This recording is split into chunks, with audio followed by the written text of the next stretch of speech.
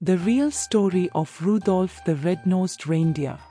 A man named Robert L. May, depressed and broken-hearted, stared out his drafty apartment window into the chilling December night. His 4-year-old daughter, Barbara, sat on his lap quietly sobbing. Bob's wife, Evelyn, was dying of cancer. Little Barbara could not understand why her mommy could never come home. Barbara looked up into her dad's eyes and asked, "Why isn't mommy just like everybody else's mommy?" Bob's jaw tightened and his eyes welled with tears. Her question brought waves of grief, but also of anger. It had been the story of Bob's life. Life always had to be different for Bob. When he was a kid, Bob was often bullied by other boys. He was too little at the time to compete in sports. He was often called names he'd rather not remember. From childhood, Bob was different and never seemed to fit in. Bob, after completing college, married his loving wife, Evelyn, and was grateful to get a job as a copywriter at the Timothy Eaton department store in Toronto during the Great Depression. Then he was blessed with his little girl. But it was all short-lived.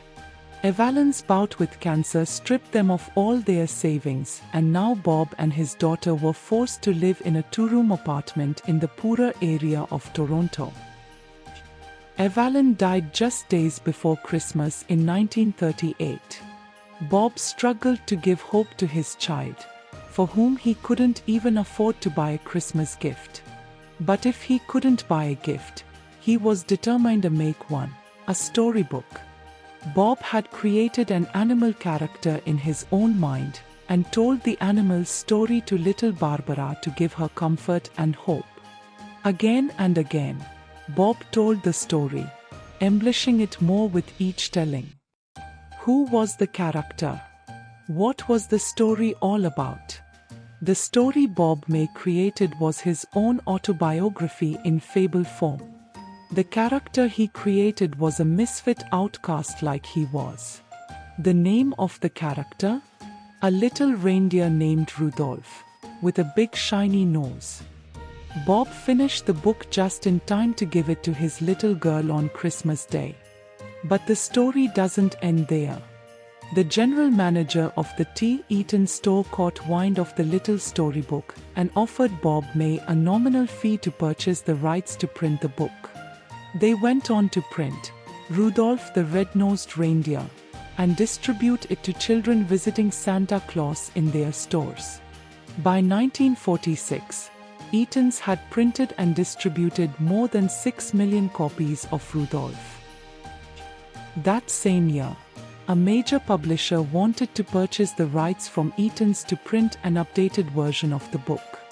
In an unprecedented gesture of kindness, the CEO of Eaton's returned all rights back to Bob May. The book became a bestseller. Many toy and marketing deals followed, and Bob May, now remarried, with a growing family, became wealthy from the story he created to comfort his grieving daughter. But the story doesn't end there either.